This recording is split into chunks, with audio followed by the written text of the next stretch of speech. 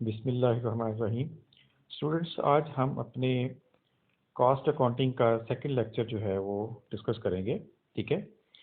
इस लेक्चर के अंदर जो है मैं आपके साथ में अकाउंटिंग की जो इम्पोर्टेंट टर्मिनोलॉजीज़ हैं, जिनका अकाउंटिंग के जब कॉस्ट अकाउंटिंग हम डिस्कस करेंगे तो उसके अंदर इनका बार बार इस्तेमाल आएगा, उनको आज हम आपके साथ में डिस्कस करेंगे। ठीक है।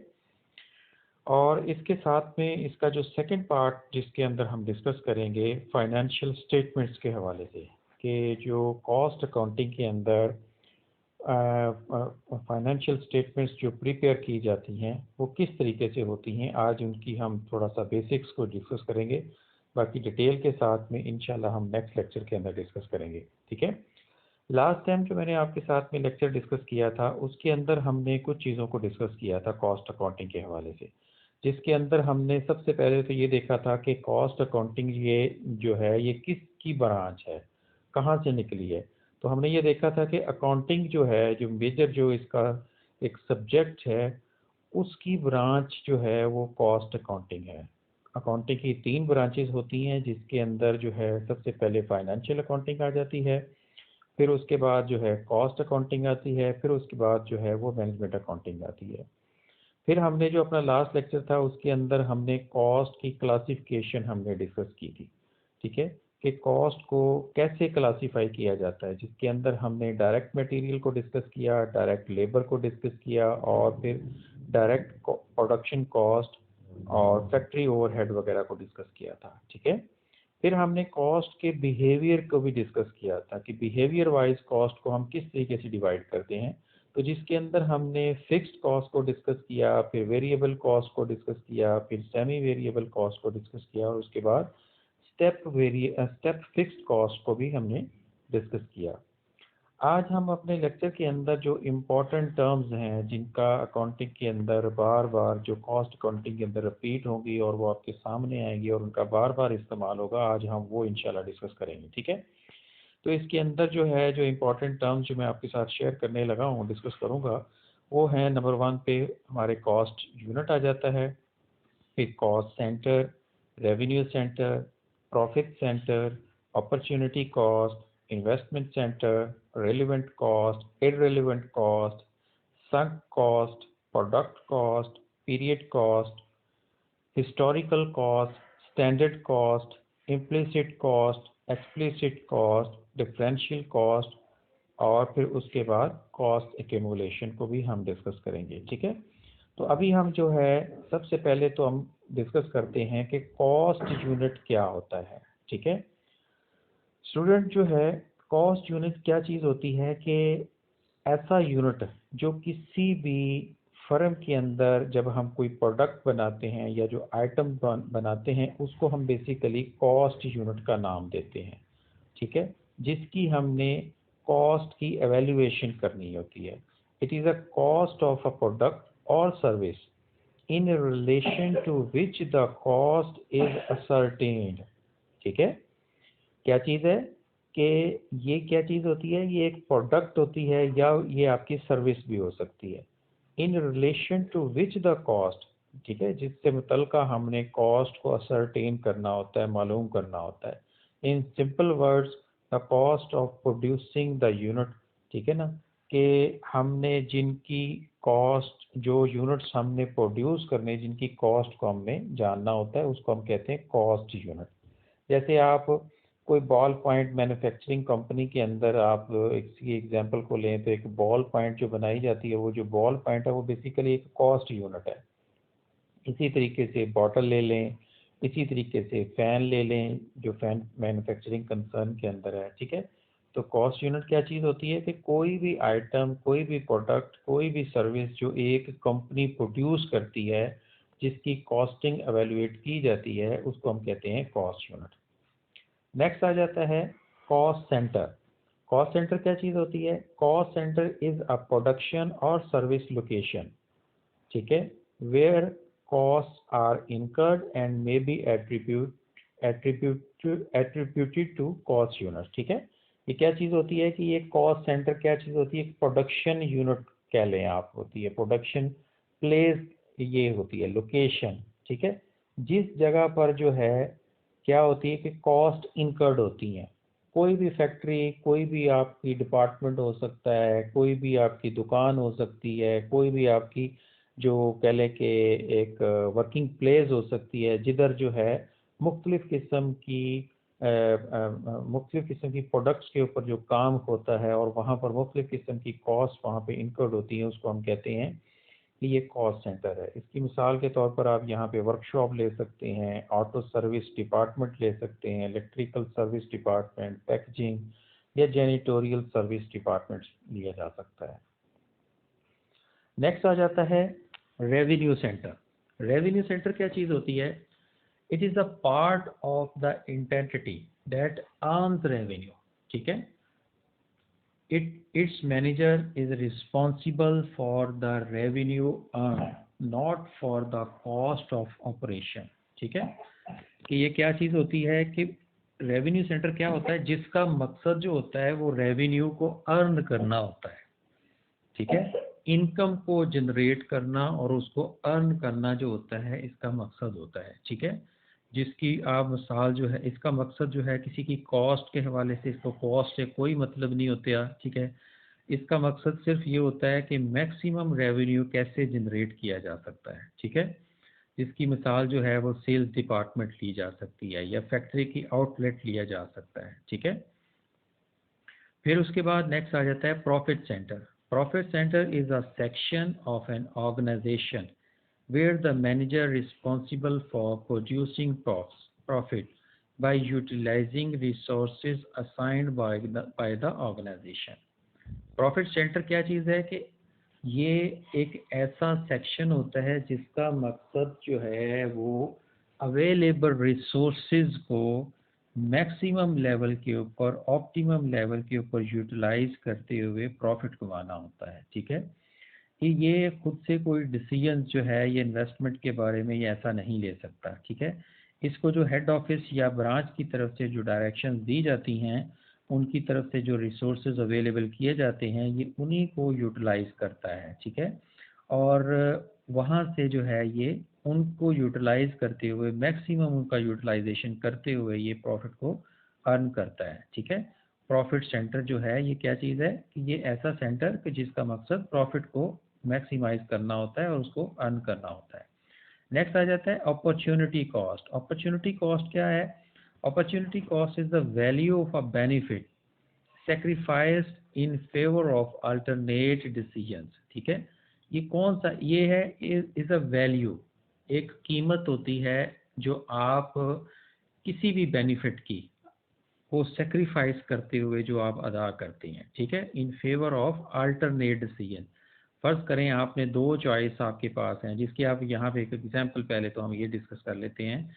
जैसे building already let out at a rent, कि फर्ज करें आपने एक बिल्डिंग जो है वो पहले किराए के ऊपर दी हुई थी। ठीक है, अब आपने उस बिल्डिंग को वहाँ से खाली करा लिया और वहाँ पर आपने अपने बिजनेस की कोई और वहाँ पर अपने यूनिट जो है वो बना लिया, या वहाँ पर आपने कोई महल तामीर कर लिया। ठीक है, या कोई भी और आपने उसको किसी यूटिलाइज में ले आए।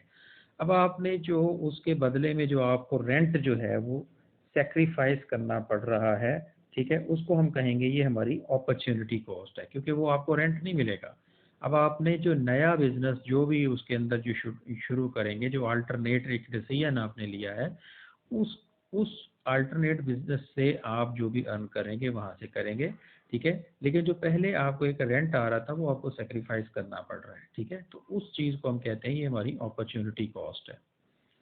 नेक्स्ट हमारी चीज़ आ जाती है इन्वेस्टमेंट सेंटर। देखिए, ये हमने लास्ट टाइम जो पीछे पढ़ा है प्रॉफिट सेंटर, ये समझ लीजिए ये तकरीबन वही चीज़ है, लेकिन इसमें थोड़ा सा फ़र्क है, जिस चीज़ को आपने थोड़ा सा समझने की कोशिश करनी है। And investment centre is the segment which is a profit centre. ठीक है, ये एक प्रॉफिट सेंटर ही होता है basically, where the manager has the responsibility for making capital investments. अब यहाँ पर ये एक डिफरेंस है इसका, जिसको आपने समझना है कि यहाँ का जो मैनेजर होता है इसका मकसद ये आगे इसकी एक रिस्पॉन्सिबिलिटी होती है कि ये कहीं पे भी इन्वेस्टमेंट करने के डिसीजंस जो है वो लेता है। और डिसीजंस जो है ये लेते वक्त जो है किस चीज़ को ख्याल करता है कि कहाँ से इसको मैक्सिमम प्रॉफिट मिल सकता है, यानी कि इसका मकसद भी प्रॉफिट कमाना ही होता है, लेकिन साथ साथ में इसकी रिस्पॉन्सिबिलिटी होती है किस चीज़ की, डिसीजन लेने की और इन्वेस्टमेंट के हवाले से, ठीक है। और इसकी एग्जांपल जो है वो कोई ब्रांच भी हो सकती है, कोई आपका डिवीजन भी हो सकता है, ठीक है। तो ये उस चीज़ को हम इसके अंदर लेते हैं इन्वेस्टमेंट सेंटर के अंदर। नेक्स्ट हमारे पास आ जाता है रेलेवेंट कॉस्ट। रेलेवेंट कॉस्ट क्या चीज़ है? रेलेवेंट कॉस्ट जो है वो कहता है जी कि relevant cost is that changes with a change in decision, ठीक है। These are future cost that effect the current decision, ठीक है। क्या चीज़ है कि रेलेवेंट कॉस्ट जो है इसको हम यूँ कह सकते हैं कि जो है as any cost relevant to a decisions के, इसको हम matter is relevant if there is a change in cash flow, ठीक है, that is caused by the decisions. Change in cash flow can be additional amount that must be paid, a decrease in amount that must be paid, ठीक है।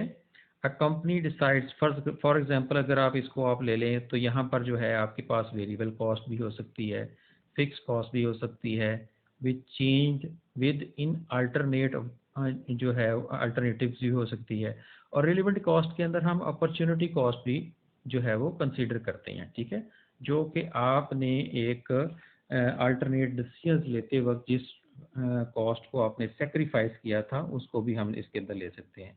फिर इसके अंदर हम ये भी ले सकते हैं कि जैसे एक company decides to buy loading machine for a factory unit, this machine can save the wages expenses of 20 manual labour, ठीक है ना। these costs are relevant since these expenses changes in the future due to the buying cost, ठीक है। यानी कि फर्ज करें आपने एक लोडिंग मशीन जो है वो इंस्टॉल की, ठीक है।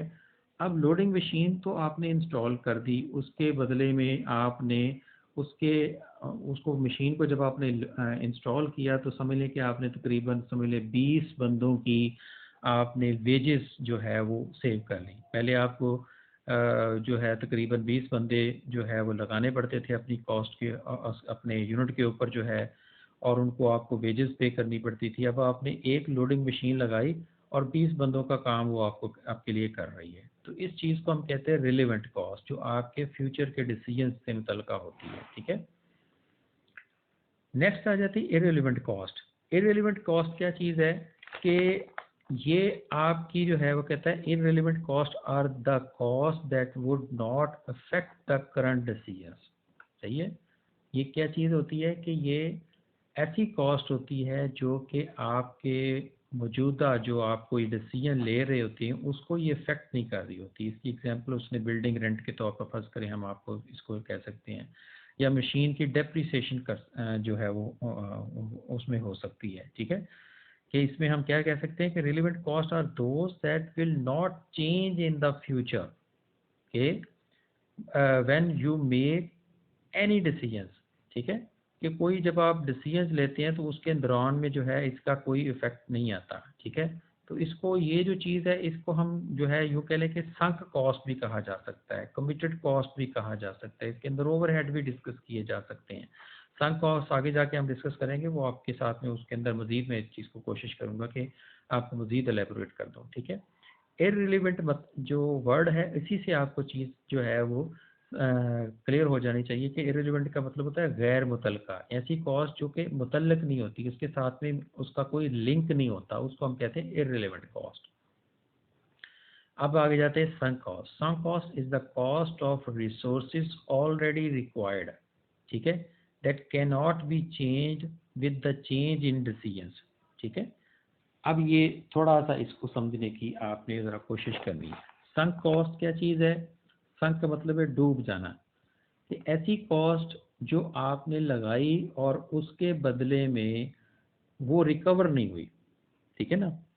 यानी कि इसको हम यूँ कह सकते हैं कि sunk cost are those which have already been incurred, जिनको आप पहले से लगा चुके हैं, एंड विच आर अनरिकवरेबल, कि वो रिकवर नहीं की जा सकती।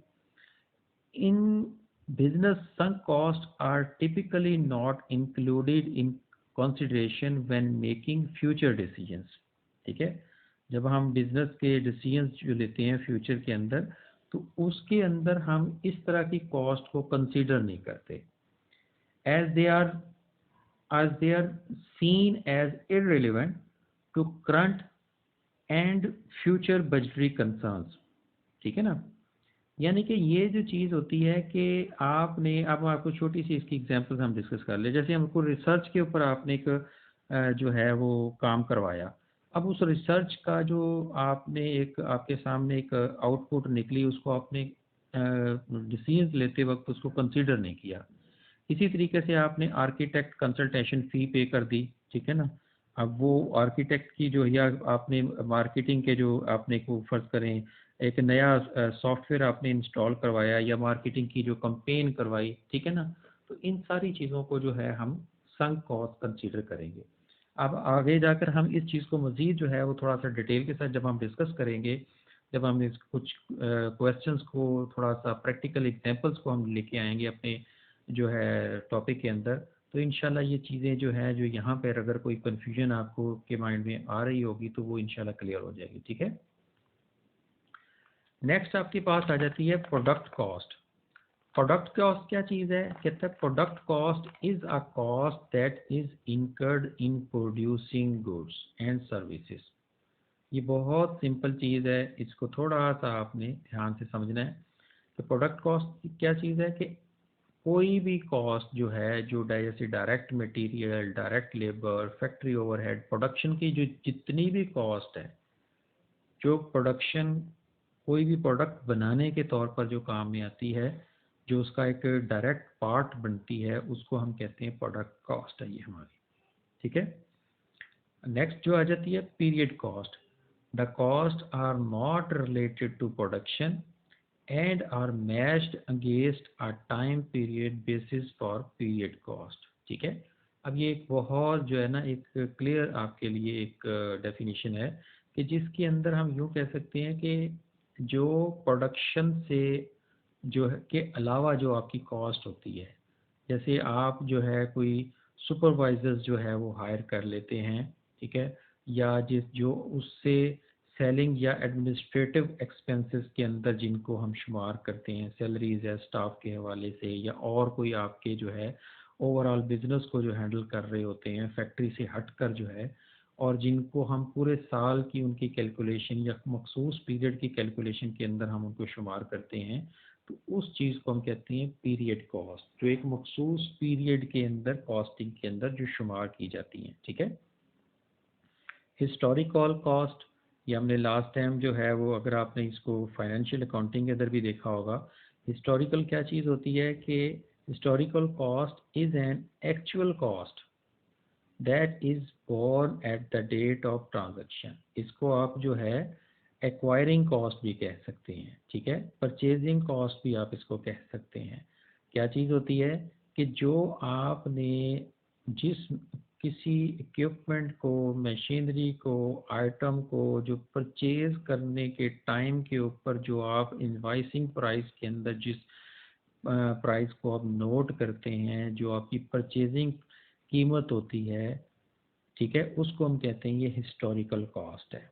अ building was purchase for 4 lakh, ठीक है, it is a historical cost. ठीक है, कि आपने एक बिल्डिंग खरीदी और 4 लाख रुपए आपने उसकी पेमेंट कर दी। अब चाहे वो बिल्डिंग जो है वो 40 लाख की हो, ठीक है, मार्केट वैल्यू उसकी, लेकिन आपने उसको परचेजिंग जो आपकी कीमत है वो क्या है, 4 लाख है, इसको आप हिस्टोरिकल कॉस्ट कहेंगे। ठीक है, स्टैंडर्ड कॉस्ट क्या चीज़ है, ये प्री डिटरमाइन कॉस्ट होती है, यानी कि एक आपने यूनिट जो तैयार करना होता है उसके बारे में एक जो अंदाज़न कीमत आप मुकर्रर करते हैं, जिसके बारे में एक आप जो है वो एक अंदाज़ा लगाते हैं, बजट उसके लिए एक आप जो है वो रखते हैं, उसको हम कहते हैं कि ये हमारी स्टैंडर्ड कॉस्ट है। ठीक है, जैसे यहाँ पे एग्जांपल में भी हमने कहा जी कि बजटेड कॉस्ट 400, ठीक है, इसी तरीके से बजटेड आवर्स हमने 10 आवर्स जो है इसमें कर लिए, स्टैंडर्ड पर आवर कॉस्ट हमारी कितनी निकली 40 रुपीज़, ठीक है। कि 400 को हमने जब 10 के ऊपर डिवाइड किया तो 40 रुपीज़ जो है वो हमारी पर आवर कॉस्ट निकल आई स्टैंडर्ड।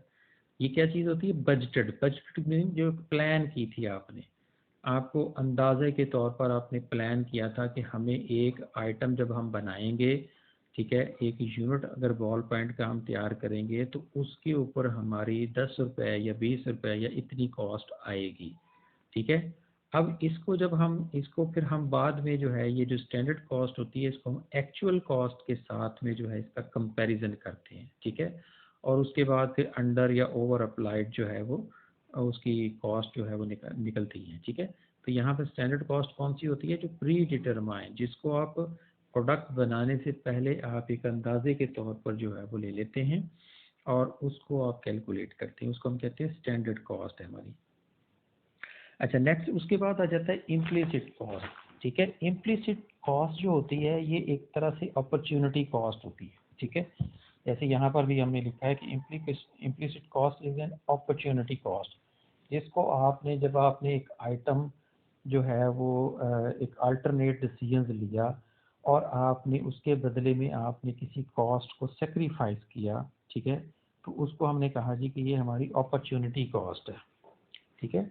लेकिन अब उसके ऊपर जो है अपॉर्चुनिटी कॉस्ट के अंदर आपको एक ऐसी कॉस्ट जो है वो सेक्रीफाइस करनी पड़ी कि जो आपको फिजिकली मिलती थी या आप उसके लिए आपको छोड़नी पड़ी, ठीक है।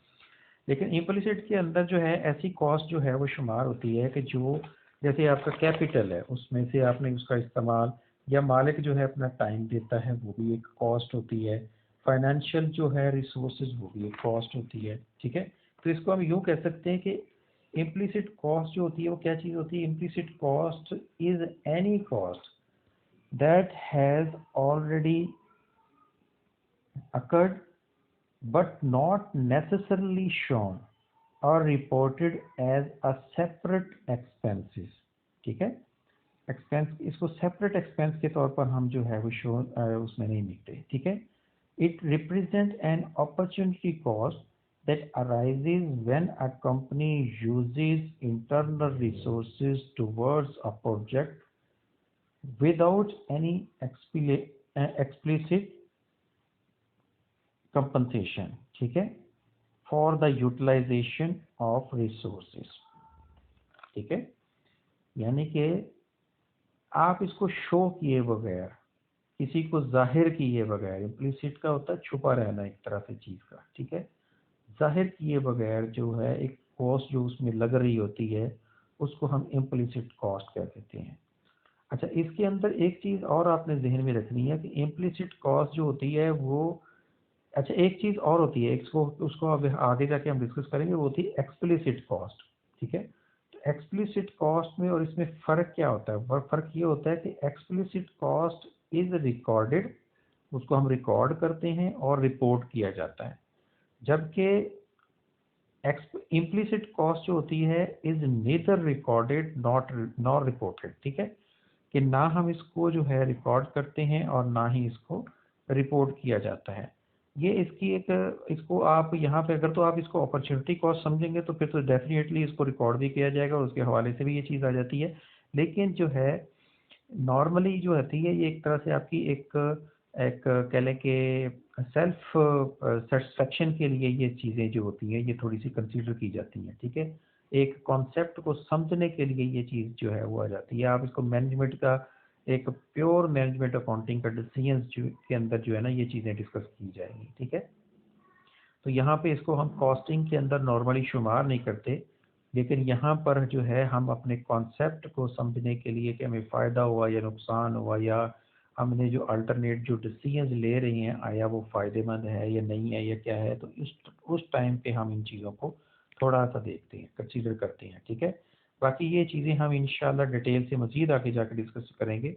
तो यहाँ पर थोड़ा सा आपका कॉन्सेप्ट जो है इंशाल्लाह बन जाएगा। तो नेक्स्ट हम जो है इन चीज़ों को हम मज़ीद डिटेल से डिस्कस करेंगे जब जब भी ये रिपीट होगी, तो उस टाइम पे हम इनको मज़ीद थोड़ा सा एग्जांपल्स की मदद से हम डिस्कस करेंगे, ठीक है।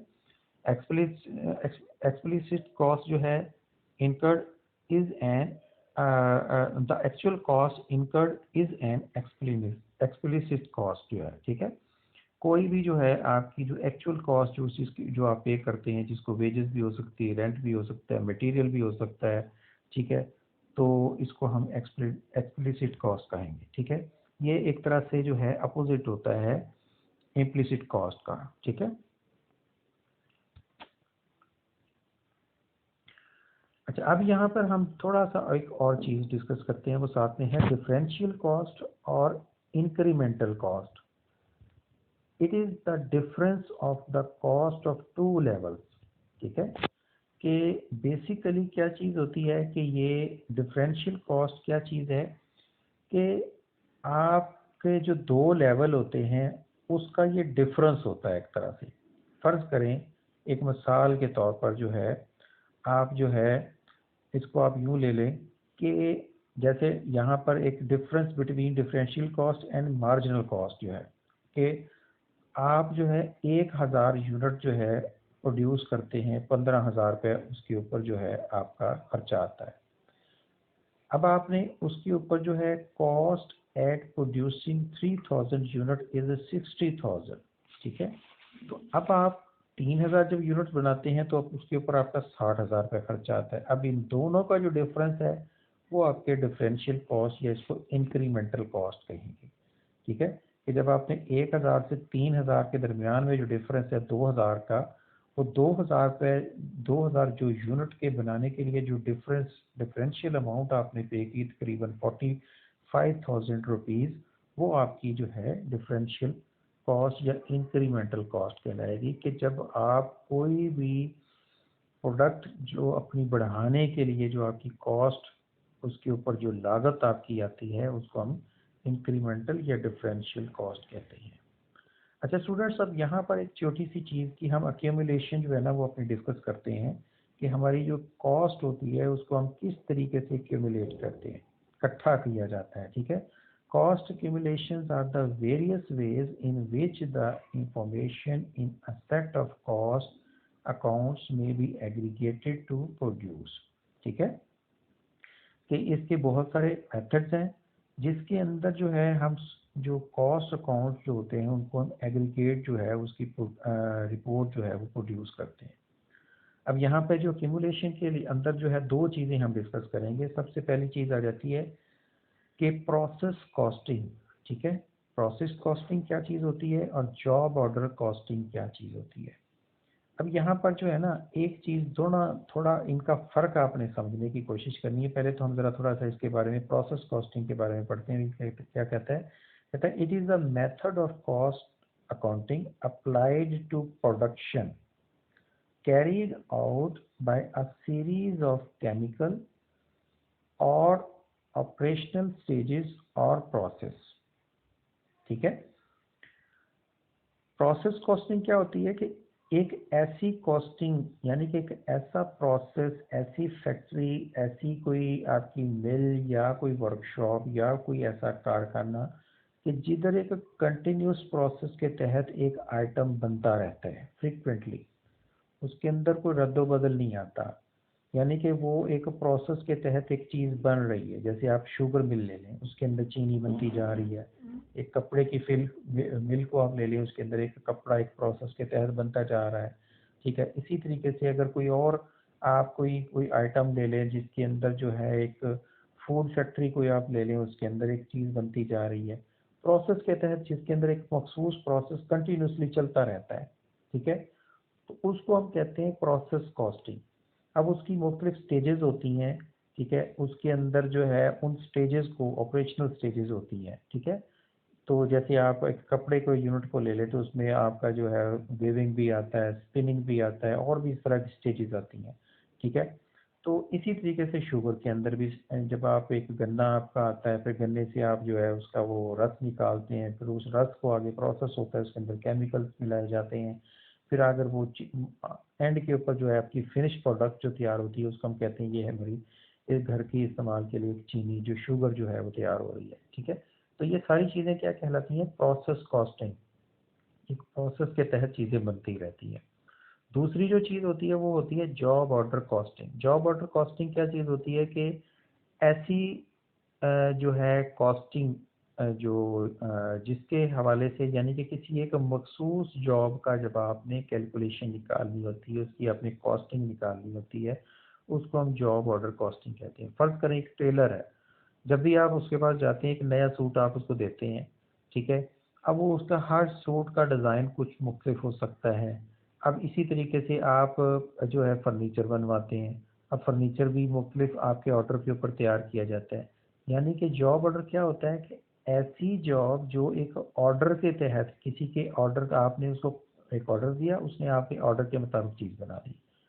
अब उस चीज़ की एक मखसूस जो है, जब भी आप ऑर्डर प्लेस करेंगे उसकी उस टाइम पे कीमत जो है वो डिटरमाइन की जाएगी, ठीक है।